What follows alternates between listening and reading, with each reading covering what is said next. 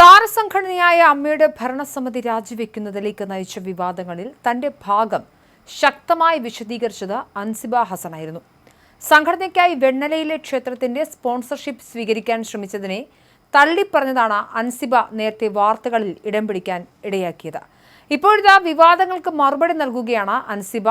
ഒരു മാധ്യമത്തിന് നൽകിയ പ്രത്യേക അഭിമുഖത്തിലാണ് അമ്മ സംഘടനയിലെ ആഭ്യന്തര പ്രശ്നങ്ങളെക്കുറിച്ചും തന്റെ വ്യക്തിപരമായ നിലപാടുകളെക്കുറിച്ചും അൻസിബ മനസ്സ് തുറന്നത്.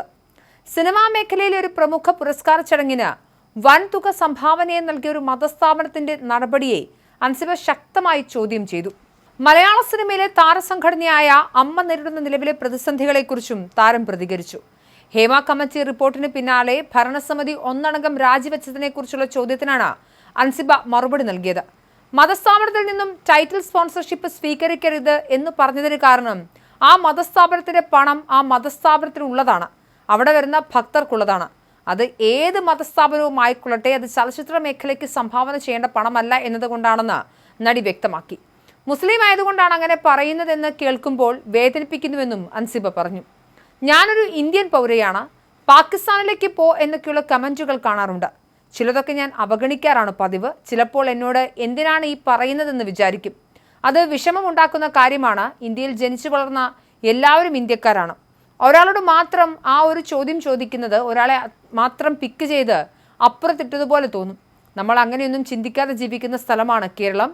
അതിനി ഒരാൾക്ക് ഉണ്ടാവരുത് എന്നും അൻസിബ പറയുന്നു. ഒരു അഭിനേത്രിയെ വർഗീയവാദിയാക്കാൻ ശ്രമിക്കുന്നതിലുപരി എനിക്ക് വിഷമമുണ്ടാക്കുന്ന കാര്യം നമ്മുടെ ഇന്നത്തെ സാമൂഹിക വ്യവസ്ഥ എല്ലാവർക്കും അറിയാം. ഇപ്പോൾ പത്രം വായിക്കുന്നവരാണ് എല്ലാവരും. ഞാൻ ഇസ്ലാം മത വിശ്വാസിയാണ്, പക്ഷേ മതത്തിന്റെ എല്ലാ നിയമങ്ങളും പാലിച്ച് ജീവിക്കുന്ന ഒരാളല്ല.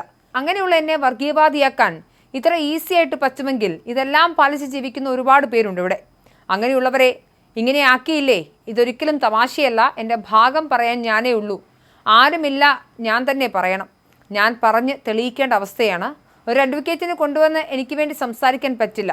അന്ന് സംസാരിച്ചില്ലെങ്കിൽ പിന്നെ ജീവിതത്തിൽ ഒരിക്കലും സംസാരിക്കാൻ സാധിക്കില്ല എന്ന ഉത്ബോധ്യത്തോടു കൂടിയാണ് ഞാൻ സ്റ്റേജിൽ കയറി സംസാരിച്ചത്. ഉള്ളിൻ്റെ ഉള്ളിൽ നിന്നും വന്ന വാക്കുകളായിരിക്കും അത്. അമ്മയിൽ നിന്നും പോയ അതിജീവിത ഉൾപ്പെടെയുള്ളവരെ തിരിച്ചു കൊണ്ടുവരുമെന്നും പറഞ്ഞിരുന്നു. അത് കഴിഞ്ഞുള്ള ആദ്യത്തെ എക്സിക്യൂട്ടീവ് മീറ്റിംഗിൽ ഈ വിഷയത്തെക്കുറിച്ച് സംസാരിച്ചിരുന്നു. ചില മെമ്പേഴ്സിന് അതിനോട് താല്പര്യമില്ലെന്നാണ് പ്രസിഡന്റ് അന്ന് പറഞ്ഞത്. ആ ചിലർ ആരാണെന്ന് പറയണ്ടേ? അല്ലെങ്കിൽ ഈ 504 പേരുടെയും നേരെയാണ് വിരൽ ചൂണ്ടുന്നത്. അങ്ങനെ പറഞ്ഞിട്ടുണ്ടെങ്കിൽ അത് ആരാണെന്ന് വ്യക്തമാക്കണമെന്നായിരുന്നു. അത് ആരും ചോദിച്ചുമില്ല, ഞാൻ ഉൾപ്പെടെ ചോദിച്ചില്ല. ജനറൽ ബോഡി വരുമ്പോൾ ചോദിക്കണമെന്നുണ്ടായിരുന്നു, പക്ഷെ ചോദിക്കാൻ പറ്റിയില്ല. എൻ്റെ വിഷയം തന്നെ പറഞ്ഞു തീർക്കാൻ എനിക്ക് അവസരം കിട്ടുന്നുണ്ടായിരുന്നില്ല. അവരെ വിളിക്കണമെന്നാണ് അടുത്ത കമ്മിറ്റിയോടുള്ള എൻ്റെ അഭ്യർത്ഥന. അമ്മ സംഘടന വളരെ ലക്ഷറിയസ് ആയിട്ടാണ് സംഘടന. ഇത്ര ആസ്തിയുള്ളൊരു സംഘടന ഇന്ത്യൻ സിനിമയിൽ തന്നെ ഉണ്ടാവില്ല.